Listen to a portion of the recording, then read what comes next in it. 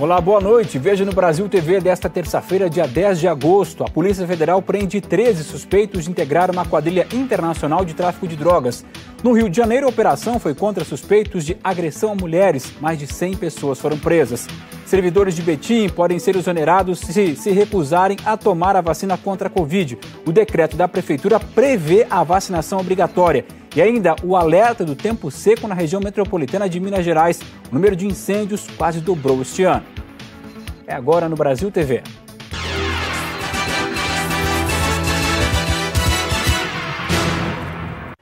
A Polícia Federal fez uma operação em 4 estados e no Distrito Federal para combater o tráfico internacional de drogas. Os traficantes internacionais traziam o produto de avião e depois revendiam no Brasil.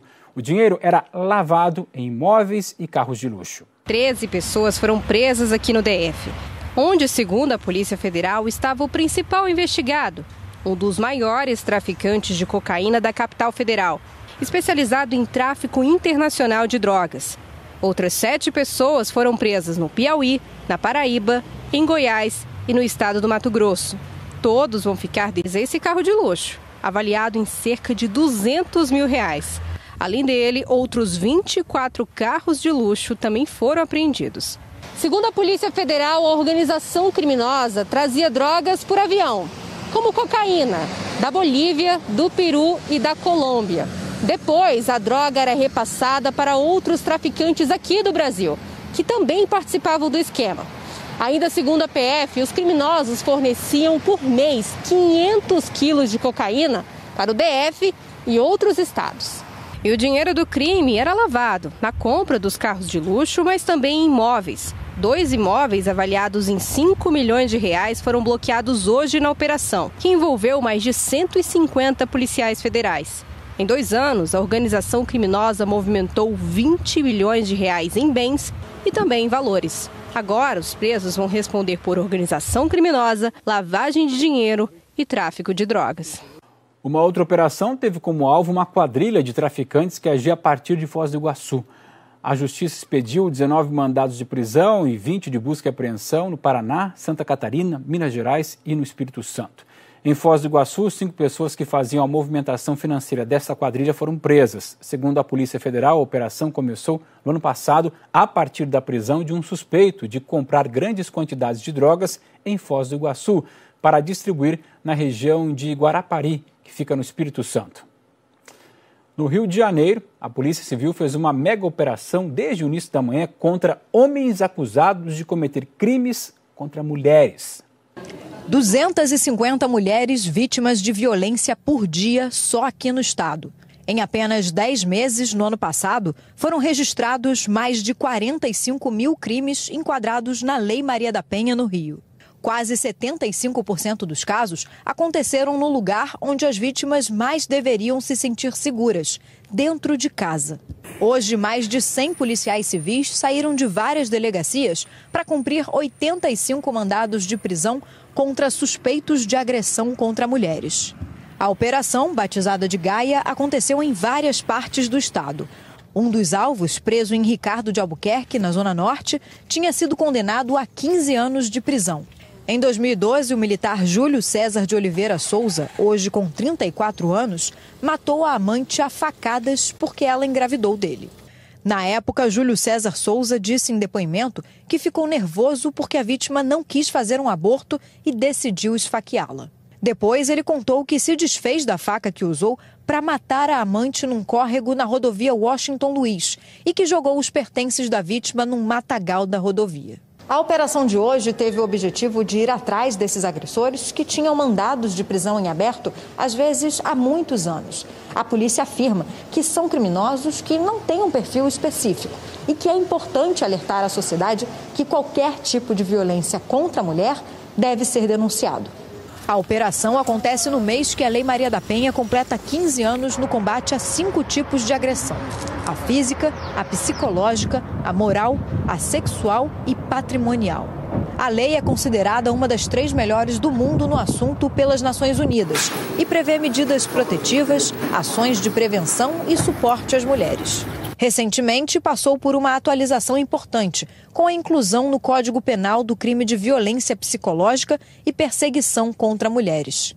Entre as outras mudanças aprovadas na lei estão o afastamento imediato do agressor e o cumprimento da pena em regime fechado.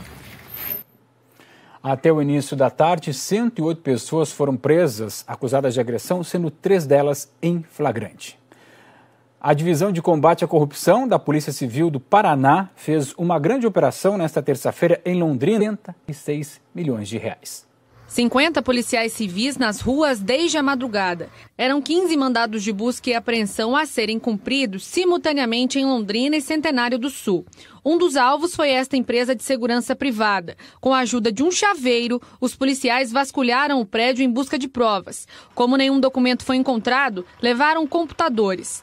Os malotes recolhidos em empresas, casas e na sede de um consórcio de saúde foram levados para a sede da Delegacia de Combate à Corrupção. Em outros endereços, a polícia encontrou grande quantidade de dinheiro em espécie escondidos em envelopes. Neste apartamento, um cofre recheado de documentos e contratos entre empresas e hospitais públicos da região norte do estado.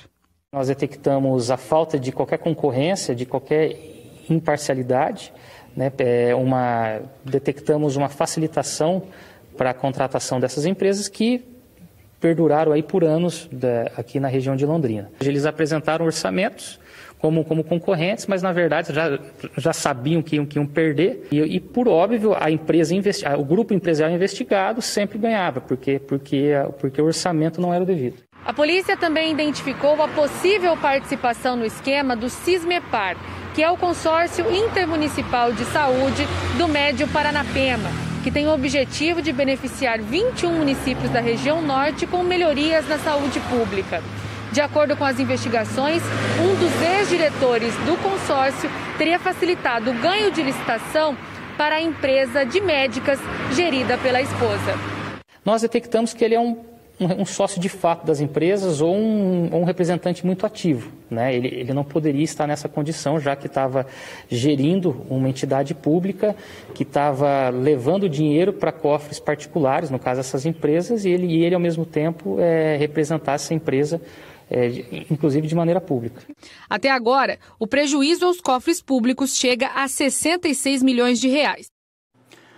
A empresa de segurança Modena, que mostramos na reportagem, nega as acusações de fraude em licitações e informou que vai colaborar com as investigações. Já o Sismapar disse que entrou em contato com o Ministério Público do Paraná e que o consórcio não é alvo da investigação. A gente vai falar agora da vacina contra a Covid. A Prefeitura de Betim, em Minas Gerais, publicou um decreto que obriga os servidores municipais a tomarem a vacina. Pelo documento, quem não se imunizar por escolha própria pode responder a um processo disciplinar e até mesmo ser exonerado. O decreto da Prefeitura foi publicado no dia 6 de agosto e já entrou em vigor no mesmo dia. Pelo documento, fica determinada a obrigatoriedade da imunização por meio da vacinação contra o coronavírus dos servidores da administração pública direta e indireta, como autarquias e fundações que prestam serviços públicos. E os servidores não poderão escolher um imunizante.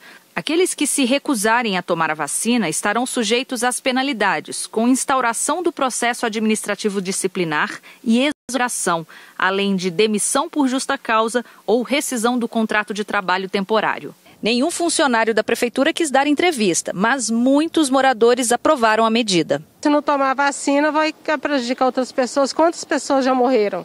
Vai esperar morrer mais quantas para resolver essa questão? A Prefeitura justificou a medida com base em decisões do Supremo Tribunal Federal que deram autonomia aos municípios no combate ao coronavírus. No caso concreto do decreto 42.781, inclusive nos considerandos do decreto, a municipalidade já cita a decisão do ministro Luiz Roberto Barroso, no qual ele fala que esse direito à individualidade, o direito à intangibilidade e a própria autonomia do corpo, ele não pode prejudicar terceiros. O Supremo Tribunal Federal decidiu e que, portanto, o município de Betim e outros tantos municípios do estado teriam competência para fazer, é criar meios de obrigar ou incentivar esse cidadão a se vacinar. A Prefeitura de Florianópolis retomou a vacinação com a primeira dose por faixa etária para o público em geral. Ela estava suspensa desde sábado por falta de imunizantes. O André Zanfonato tem os detalhes. Oi, Marcelo, boa noite para você, boa noite a todos. Esse ponto onde eu estou abriu às 9 horas da manhã e vai ficar aberto até às 9 horas da manhã desta quarta-feira. Ou seja, são 24 horas e aí não tem desculpa não. Também tem outros pontos de vacinação espalhados pela cidade. Alguns também com horário estendido. É só se organizar e escolher o que fica mais perto de casa. Hoje está sendo aplicada exclusivamente a primeira dose para as pessoas com 29 anos ou mais, além dos grupos anteriores já chamados. Desde sábado que a capital não conseguia avançar na faixa etária por falta de doses. Segundo a Prefeitura, a expectativa é vacinar cerca de 14 mil pessoas até amanhã. E um alerta para as pessoas irem se vacinar. A Diretoria de Vigilância Epidemiológica confirmou hoje 36 casos da variante Delta aqui em Santa Catarina, espalhados por 20 municípios. Marcelo. 6 capitais entraram na reta final do Plano Nacional de Imunização e já estão aplicando a vacina em jovens com 18 anos de idade. Campo Grande começou a vacinar hoje essa faixa etária e os pontos de vacinação funcionam até às 10 horas da noite. E olha só, começou nessa terça-feira a vacinação de quem tem a partir de 18 anos em Campo Grande. A imunização segue até 10 horas da noite nos 4 drives aqui da capital de Mato Grosso do Sul. A Secretaria Municipal de Saúde também abriu repescagem para vacinação dos adolescentes com comorbidades, com idades entre 12 e 17 anos. Esse grupo precisa apresentar um laudo médico na hora de fazer o cadastro. A aplicação das segundas doses das vacinas Pfizer, Coronavac e AstraZeneca também seguem sendo feitas por aqui. A espera por uma perícia médica em Sergipe tem demorado até 60 dias. Hoje muita gente procurou uma agência, uma das agências do INSS em Aracaju, justamente nessa tentativa de agilizar esse processo.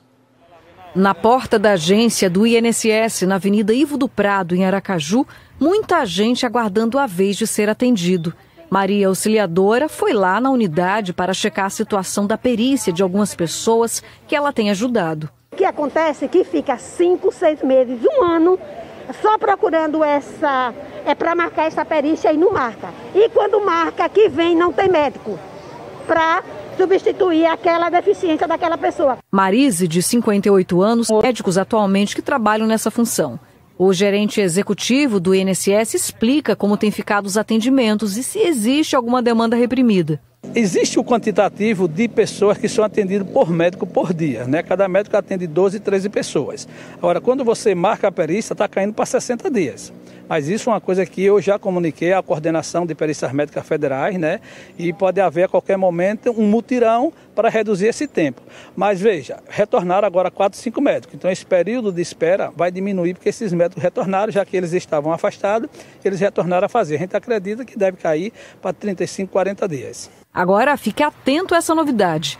O INSS tem novas regras de como será realizada a revisão dos benefícios por incapacidade temporária, o antigo auxílio-doença. Os segurados passarão por uma perícia médica e serão comunicados por meio de carta. Após o recebimento, o beneficiário terá até 30 dias para agendar essa perícia médica.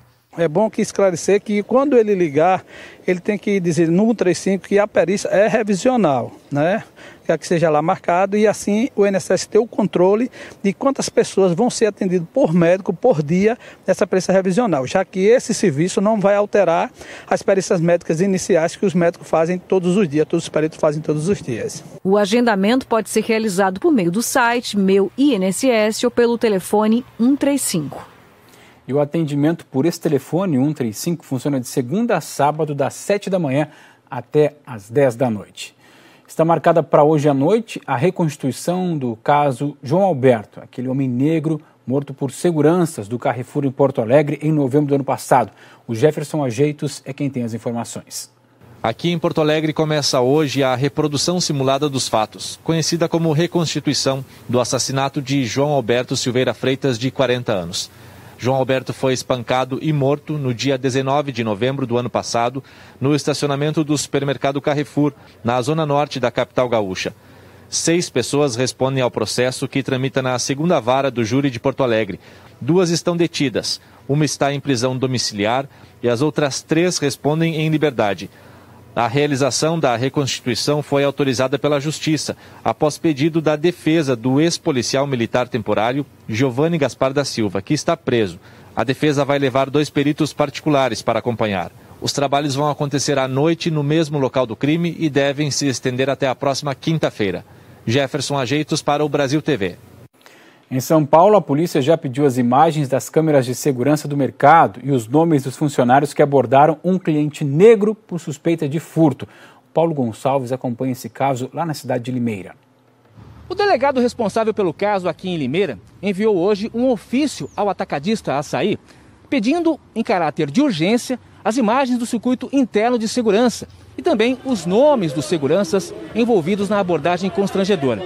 Segundo o delegado, esse pedido foi feito ontem, mas até agora o gerente do supermercado não atendeu à solicitação.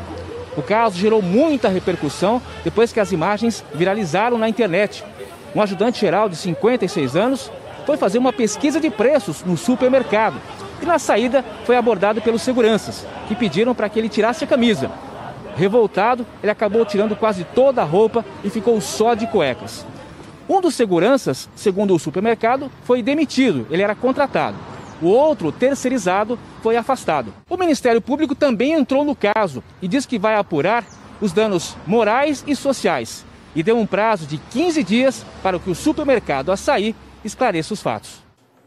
O homem foi preso em Roraima, suspeito de participar de um ataque a tiros em uma comunidade Yanomami em maio desse ano. O Robson Moreira, quem tem as informações para a gente. A prisão ocorreu durante uma ação da Força Integrada de Combate ao Crime Organizado, coordenada pela Polícia Federal aqui em Roraima. Janderson Edmilson Cavalcante Alves, de 30 anos, é suspeito de participação no ataque a indígenas da terra Yanomami, que ocorreu em maio desse ano na comunidade de Palimiú, no norte do estado. Na época, 7 embarcações de garimpeiros se aproximaram da aldeia e deram início a uma sequência de tiros.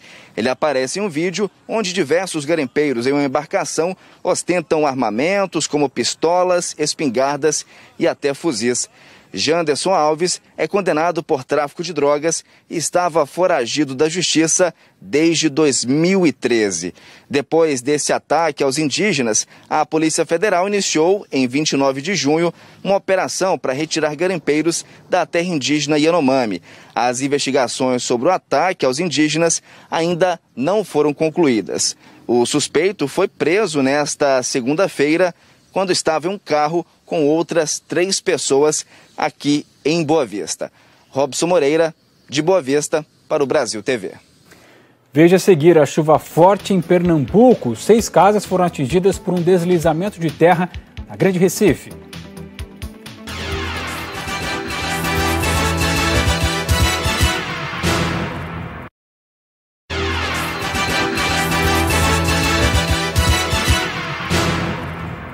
Brasil TV de volta e a gente te mostra agora uma história. Um homem sobreviveu depois de ser atropelado 2 vezes e na mesma noite. Foi ontem à noite na cidade de Pontes e Lacerda, no interior do Mato Grosso. O ciclista passava por um cruzamento quando foi atingido por uma caminhonete. O motorista fugiu. Pouco depois, um carro se aproximou rapidamente. O homem ainda fez sinal para que ele parasse, mas não deu tempo. O ciclista José Luiz Moraes, de 44 anos, foi levado pelos bombeiros até um hospital próximo. Apesar das dores e dos ferimentos e dos 2 atropelamentos, ele está em recuperação. A gente fala agora do número de incêndios que disparou em Minas Gerais. O tempo seco e a estiagem favorecem a propagação das chamas nas matas. A preocupação das autoridades é com os danos ao meio ambiente e ainda com o risco de novos incêndios em áreas urbanas. Falta chuva e a vegetação fica assim, seca. E por causa das condições do tempo, cenas como essa têm sido cada vez mais comuns. No início do mês, o Globocop flagrou um incêndio de grandes proporções no bairro Granja Vista Alegre, em Contagem. O fogo chegou bem perto das casas.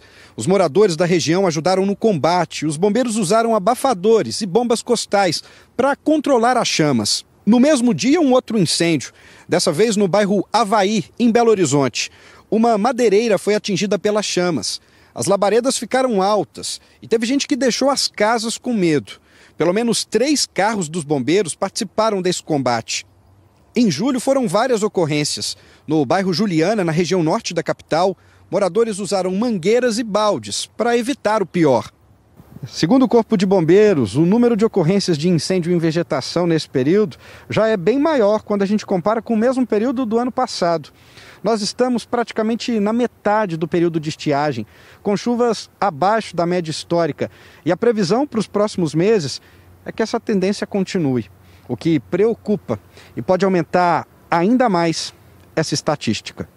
No estado, de janeiro a junho de 2020, foram 5.417 ocorrências. Este ano, no mesmo período, saltou para 8.073, um aumento de quase 50%. Na região metropolitana, o número de incêndios em vegetação praticamente dobrou, de 1.263 para 2.404, crescimento de 90%. A capital segue a tendência. Este ano, nos 6 primeiros meses, foram 879 ocorrências, contra 520 do ano passado, 69% a mais. Devemos nos preocupar com as ações humanas, que são a principal causa de incêndios florestais. Os moradores aí de regiões próximas a parques, de preservação, tomar cuidado com as queimadas em glebas, pequenos lixos que juntam no quintal, fazendo aquela limpeza, tomar cuidado, evitar nessa época do ano, devido à característica do clima que a gente se encontra. O Parque Serra Verde, na capital, é um ponto que sempre sofre com as queimadas. No mês passado, até o helicóptero dos bombeiros teve que ser usado para apagar o fogo. As chamas destruíram cerca de 100 hectares de mata. Também no mês passado, só que na Serra da Moeda, um incêndio destruiu uma casa e 2 carros de um morador. Por lá, muitos animais silvestres também morreram. A região tem muitos corredores de vento, o que ajudou a propagar as chamas. Já no Parque Estadual do Rola Moça, um incêndio criminoso deu trabalho para os bombeiros. Dava para ver a fumaça de longe. Os militares tiveram que usar um drone para identificar focos que ainda estavam ativos. As chamas começaram na região do Barreiro e chegaram até o bairro Betânia. 7 hectares de mata foram destruídos. O governo de Minas informou que foram empenhados neste ano 40 milhões de reais para prevenção e combate a incêndios no estado. E um incêndio no Parque Nacional de Ilha Grande, na divisa do Paraná com Mato Grosso do Sul, durou cerca de 36 horas e já foi controlado. Brigadistas do parque trabalharam na contenção do fogo com apoio do Corpo de Bombeiros e reforço de mais 6 brigadistas que foram enviados pela direção do Parque Nacional Iguaçu. Técnicos do Instituto Chico Mendes de Conservação da Biodiversidade, o ICMBio, acreditam que o inverno intenso e a estiagem criam condições favoráveis para o aparecimento das queimadas. As causas desse incêndio ainda estão sendo investigadas e ainda não se sabe qual é a área que foi destruída pelo fogo. As chuvas fortes, que não param de cair desde ontem na Grande Recife, já provocaram alagamentos e deslizamentos de terra. Olá pessoal, aqui na zona norte do Recife, no bairro de Brejo da Guabiraba, uma barreira deslizou e atingiu 6 casas nesta madrugada. Isso foi por volta das 3 horas da manhã. 3 pessoas ficaram feridas, entre elas um adolescente de 16 anos que estava dormindo e ficou entre as paredes da casa dele que desabou. De acordo com a Defesa Civil, 6 casas atingidas, 3 ficaram totalmente destruídas e 2 estão ameaçadas também de cair. Os vizinhos acordaram aí com os estralos, com barulho também do deslizamento e tentaram salvar o que podiam. Muitos tiveram que ir para casa de parentes e vizinhos aqui perto, levando todo o material. A Defesa Civil tem acompanhado essa situação dessas 6 casas. 20 pessoas estavam no local no momento. Todas elas conseguiram sair.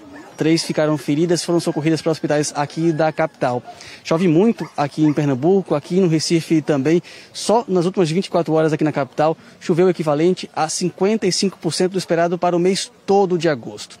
Danilo César do Recife, para o Brasil TV. O medalhista de ouro em Tóquio, o boxeador Herbert Conceição, chega neste fim de semana a Salvador. Ontem, quem desembarcou do Japão, na Bahia, foi um outro boxeador, o Ken Marvin.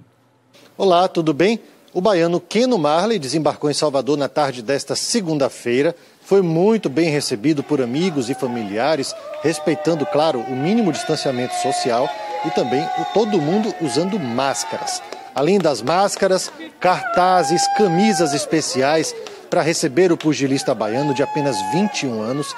Esse foi o primeiro ciclo olímpico dele. Ficou nas quartas de final, foi derrotado pelo britânico Benjamin Whittaker, que acabou vencendo, na verdade, conquistando a medalha de prata na categoria até 81 quilos. Como eu disse, o Keanu Marley é uma grande potência, vai para o segundo ciclo dele em Paris 2024, já vai começar a treinar para isso e é uma das grandes esperanças de medalha na categoria.